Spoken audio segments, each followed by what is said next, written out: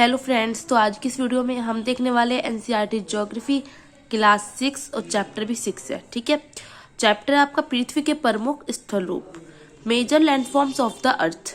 Okay, इसमें हम क्या क्या देखने वाले हैं, पर्वत पढ़ेंगे, पठार पढ़ेंगे, मैदानों के बारे में हम पढ़ेंगे। ठीक है, थोड़ी वॉइस को इग्नोर करना क्योंकि कोल्ड हो रहा है काफी। ठीक है, चलिए स्टार्ट करते हैं।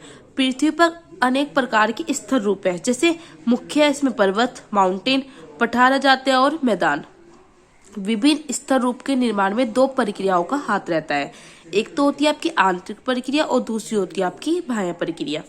जो आंतरिक प्रक्रिया होती है वो क्या होती है कि पृथ्वी के अंदर लगातार गति होती रहती है पृथ्वी के अंदर। ठीक है, पृथ्वी के अंदर क्या होती है, जो आपकी टेक्टोनिक प्लेट्स होती है। आंतरिक प्रक्रिया के कारण ही पृथ्वी की सतह कहीं पर ऊंची तो कहीं पर धंस जाती है, कहते हैं हम आंतरिक प्रक्रिया। बाहरी प्रक्रिया में क्या होता है कि पृथ्वी की सतह बनती या टूटती रहती है। अब पृथ्वी की सतह जब बनती रहेगी, टूटती रहेगी, तो जाहिर सी बात है कुछ ना कुछ तो घिसेगी। तो पृथ्वी की सतह के घिस जाने को कहते हैं हम अपरदन, इरोजन, इंग्लिश में से कहते हैं इरोजन। ठीक है, तो पृथ्वी की सतह के घिस जाने को कहते हैं अपरदन। और पृथ्वी की सतह पर जो पदार्थ इकट्ठे हो जाते हैं उनके जमा होने की क्रिया को क्या कहते हैं, निक्षेपण, मतलब जमा होना, और घिस जाना अपरदन, डिपोजिशन कहते हैं निक्षेपण को इंग्लिश में। निक्षेपण में एक क्रिया और होती है, क्या होता है, सतह का निर्माण होता है। जब पदार्थ जम रहा है, जाहिर सी बात है सरफेस बन रही है। निक्षेपण के दूत कहलाते हैं पवन और जल। अब यहाँ से हम शुरू करते हैं पर्वत, माउंटेन। क्या होते हैं पर्वत, डेफिनेशन देनी है अगर आपको। पृथ्वी की सतह की प्राकृतिक ऊंचाई को पर्वत कहते हैं। पर्वत इस तरह होते हैं ना आपके, तो पृथ्वी की सतह की प्राकृतिक ऊंचाई को पर्वत कहते हैं। पर्वत का शिखर कैसा होता है, छोटा। जो उसकी चोटी होती है वो क्या होती है, छोटी होती है, लेकिन इसका जो ये बेस होता है, आधार, वो क्या होता है, चौड़ा होता है। पर्वत अपने आसपास के क्षेत्र से ऊंचा होता है। पर्वत तो ऊंचे होते हैं।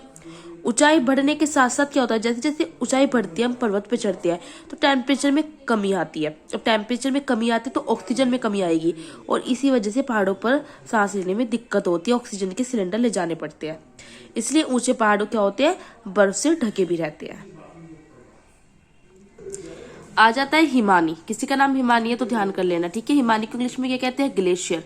हिमानी नाम का मतलब देख लेना अब क्या होता है। पर्वत पर बर्फ की नदियां होती है। पर्वत है, वहां पे क्या आता है, बर्फ की चोटी होती है ऊपर, तो बर्फ जमा होता है, तो बर्फ की नदियां होती है, और जमी हुई नदी को ही क्या कहते हैं, हिमानी।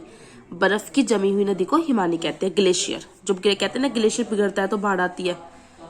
ठीक है, आ जाता है पर्वतमाला, माउंटेन रेंज। जब कोई पर्वत एक रेखा में होता है, कि सीक्वेंस में होता है, जैसे बनाते थे, पेंटिंग बनाते थे बचपन में इस तरह कर करके पर्वत की। ठीक है, तो उसे पर्वतमाला या पर्वत श्रृंखला कहते हैं। सैकड़ों किलोमीटर तक फैली होती है इस तरह। ठीक है, ये पर्वत है, थोड़ा इस तरह दिखा रहे कि इस तरह पर्वत है ये। अब आ जाता है पर्वत पर जीवन। पर्वत पर कठोर जलवायु होती है, खड़ी ढाल होती है। ठीक है, तो पर्वत की जो जमीन है वो खेती के लिए उपयुक्त नहीं होती। पर्वतीय जनसंख्या क्या होती है, विरल, क्योंकि पर्वत पे बहुत कम लोग निवास करते हैं। पर्वतों के प्रकार के बारे में बात करते हैं। 3 प्रकार के होते हैं। वलित, जिसको हम कहते हैं फोल्डेड माउंटेन। एक होते हैं आपके बृहस्पति पर्वत, मतलब ब्लॉक माउंटेन। ज्वालामुखी पर्वत, वॉल्केनिक माउंटेन। जो आपके वलित फोल्डेड माउंटेन है, जब किसी टेक्टोनिक प्लेट, आपको पता है पृथ्वी के नीचे क्या टेक्टोनिक प्लेट है, तो आपस में टकराती रहती है। इस तरह से टेक्टोनिक प्लेट होती है, जैसे एक यहाँ हो गई, एक यहाँ हो गई, इस तरह। ठीक है, तो जब किसी टेक्टोनिक प्लेट पर दो तरफ से दबाव पड़ता है, ये वाली मान लो, ठीक है, इस पे इधर से भी दबाव पड़ रहा है, इधर से भी, इधर से भी, इधर से भी, इधर से भी। ठीक है, तो क्या होता है, प्लेट मुड़ जाती है जब दबाव पड़ता है। अब मुड़ेगी तो कुछ भाग ऊपर उठेगा और कुछ भाग नीचे। तो प्लेट का कुछ भाग ऊपर उठकर पर्वत बना लेता है, और कुछ भाग जो नीचे जाता है वहां क्या बन जाती है, वैली, घाटी बन जाती है। ठीक है, हिमालय, एंडीज, आल्पस, ये सब क्या होते हैं, वलित पर्वत है। ये दुनिया के नवीनतम पर्वत है। आल्पस की बात करें तो यूरोप की महत्वपूर्ण पर्वत श्रृंखला है। अरावली की बात करें तो अरावली भी क्या एक वलित पर्वत है। अपरदन के कारण यह श्रृंखला घिस चुकी है। उत्तरी अमेरिका का एक पर्वत है अपलेशियन पर्वत, और रूस का यूराल पर्वत वलित पर्वत कहलाते हैं। ये भी गोलाकार है, उनकी ऊंचाई कम है। तो ये तो हमने वलित पर्वत की बात कर ली। अब आ जाते हैं हम ब्लॉक माउंटेन पर। जब टेक्टोनिक प्लेट दबाव के कारण क्या हो जाती है, टूट जाती है, तो उसका कुछ भाग ऊपर उठकर पर्वत बनाता है। ऊपर उठे भाग को क्या कहते हैं, जो ऊपर उठा भाग है उसको उत्खंड कहेगी या हॉर्स्ट, और नीचे दसे भाग को भ्रंश या ग्राबेन कहते हैं, जैसे ये है। ठीक है, तो ऊपर उठे भाग को कहते हैं हॉर्स्ट, और नीचे वाले भाग को ग्राबेन कहते हैं। यूरोप की राइन घाटी, वोस्जेस पर्वत इसके उदाहरण है। किसके? ब्रह्मशोत पर्वत के, मतलब ब्लॉक माउंटेन के। थोड़ा नाम ऐसी है तो इंग्लिश में भी याद कर लेना। फिर आ जाता है आपका ज्वालामुखी पर्वत। ज्वालामुखी पर्वत क्या होता है? जिसको कहते हैं वॉल्केनिक माउंटेन। ज्वालामुखी क्रियाओं के कारण बनता है। ये होता है ना, जैसे जब ज्वालामुखी ऐसे बनती है, लावा से बनती है, लावा निकलता है, लावा, ठीक है। ज्वालामुखी क्रियाओं के कारण बनते हैं ज्वालामुखी पर्वत। अफ्रीका का जैसे माउंट किलिमंजारो याद रखना है, और जापान का फ्यूजियामा, ये आपके ज्वालामुखी पर्वत है। पर्वतों का महत्व क्या होता है? अब इसका यूज क्या है, इंपॉर्टेंस क्या है इसकी? पानी के महत्वपूर्ण स्रोत है पर्वत। कई प्रमुख नदी पर्वत पर स्थित हिमानी ग्लेशियर से निकलती है। पर्वत से मिलने वाला जो पानी है वो सिंचाई के काम आता है, और बिजली के इस्तेमाल किया जाता है। बिजली बनाने के लिए पानी का इस्तेमाल होता है। नदी, घाटियां, वेदिकाएं कृषि के लिए उपयुक्त होती है। वनस्पतियां, जीव जंतु पाए जाते हैं पर्वतों पर ही, और इनके लिए उपयोगी होते हैं। खेल, जैसे रिवर राफ्टिंग होती है, रिवर में राफ्टिंग करते हैं, जैसे आपने देखा होगा। पैराग्लाइडिंग, जैसे पैराशूट की तरह ऊपर उड़ते हुए जाते हैं। हैंग ग्लाइडिंग होता है एक, और एक होता है स्कीइंग। स्कीइंग क्या होता है? जैसे वो चाहते हैं ना बर्फ में रेस लगाते हैं, वो वाला, ठीक है। महत्वपूर्ण उत्पाद मिलते हैं पर्वतों पर, जैसे लकड़ी, जड़ी बूटी, शहद, कत्था। पर्वतीय क्षेत्र जो है सैलानियों, मतलब टूरिस्ट को पसंद आते हैं, घूमने के लिए आते हैं पर्वतों पर। पर्वत की बात हो रही है तो आपको याद है जब रामायण में लक्ष्मण जी बेहोश हो जाते हैं मेघनाथ के, जब मेघनाथ उन पर प्रहार करता है, ठीक है, प्रहार करता है, तो लक्ष्मण जी को फिर हनुमान जी संजीवनी बूटी लेके आते हैं, तो पर्वत लेके आते हैं, पूरा पर्वत उठा के लाते हैं। तो कौन सा पर्वत था? द्रोणागिरी पर्वत, जिसकी कितनी थी ऊंचाई? 7066 मीटर। यह पर्वत है, इसे द्रोणागिरी पर्वत या गंधमर्दन पर्वत भी कहते हैं। यह उत्तर भारतीय राज्य उत्तराखंड में चमोली जिला हिमालय की ऊंची चोटी में से एक है। तो याद रखना है कौन सा पर्वत था? द्रोणागिरी। अब आ जाते हैं हम पठार पर, प्लेट्यूज पर। पठार क्या होते हैं? भारत में दक्कन पठार पुराने पठारों में से एक है। दक्कन का पठार सबसे पुराना पठार है। पठार होते क्या है? उठी हुई और सपाट भूमि। जैसे हमने पर्वत से कहा कि ऊपर की चोटी इनकी कैसी होती है? लंबी होती है, छोटी टाइप।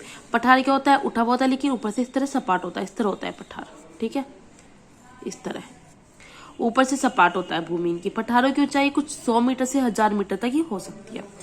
केन्या, तंजानिया, युगांडा का पूर्वी अफ्रीकी पठार और ऑस्ट्रेलिया का पश्चिमी पठार इसके उदाहरण है। तिब्बत का पठार बहुत फेमस है, पामीर। तिब्बत का पठार कौन सा है? पामीर। विश्व का सबसे ऊंचा पठार माना जाता है। ऊंचाई समुद्र तल से 4000 से 6000 मीटर तक है। पठार में क्या है? खनिज बहुत ज्यादा मात्रा में पाए जाते हैं। जैसे अफ्रीका का पठार जो है सोना, हीरा, इन सब के लिए प्रसिद्ध है। और भारत का पठार गए तो भारत में छोटा नागपुर के पठार में लोहा, कोयला, मैग्नीज के भंडार है। यहाँ पे वाटरफॉल्स भी होते हैं, जलप्रपात हो सकते हैं। नदियां ऊंचाई से गिरती है, क्योंकि भारत में चौथा नागपुर पठार पर स्वर्ण रेखा नदी पर स्थित हुंडरू जलप्रपात, और कर्नाटक में कौन सा है? जोग जलप्रपात इस प्रकार के उदाहरण है। कौन से? जोग जलप्रपात। लावा पठार होता है, काली मिट्टी की प्रचुरता अधिक होती है, उपजाऊ होती है काली मिट्टी क्योंकि, और खेती के लिए अच्छी मानी जाती है। अब आ जाते हैं मैदान, प्लेन्स पर। मैदान क्या होते हैं? मैदान समतल भूमि के बड़े भाग को कहते हैं। समतल भूमि से समुद्री तल से 200 मीटर से अधिक ऊंचे नहीं होते। आपको याद रखना है, समुद्र तल से हम हर चीज मापते हैं, क्योंकि मैदान नदियों, सहायक नदी से बने होते हैं। मैदान क्या होते हैं? उपजाऊ होते हैं। एशिया में स्थित भारत में गंगा व ब्रह्मपुत्र का मैदान, चीन में यांगत्से नदी का मैदान प्रमुख है। मैदान मनुष्य के रहने के लिए उपयोगी क्षेत्र होते हैं। भारत में गंगा का मैदान देश से सबसे अधिक जनसंख्या वाला क्षेत्र कहा जाता है। तो ये आपका चैप्टर कंप्लीट हो जाता है। मैं स्टार्टिंग में दिखा रही हूँ, वीडियो को पॉज कर लेना है और अपने नोट्स को बना लेना है। थोड़ी आपको वॉइस ऐसी लगी होगी क्योंकि मेरी तबीयत सही नहीं चल रही है अभी थोड़ी, ठीक है, इसलिए वीडियो लगातार नहीं आ रही है। जैसे ही ये थोड़े फेस्टिवल्स खत्म हो जाते हैं दिवाली के बाद, तो थोड़ी तबीयत सही हो जाती है, तो मैं आपको डेली 2-3 वीडियो अपलोड करा दूंगी। इतने आपको क्या करना है, इतने आपको जो वीडियो आपने देख के नोट्स बना रही है उनको आप रिवाइज करो, उनको लर्न करो अच्छे से, ठीक है। खाली नहीं बैठना है और अपने करंट अफेयर्स करते रहो। और आपको एक, अगर आप ज्योग्राफी कर रहे हो ना, तो एटलस मंगा लेना। एक खान सर की बुक आती है एटलस की, हिंदी में है, काफी अच्छी, ऑनलाइन मिल जाएगी आपको।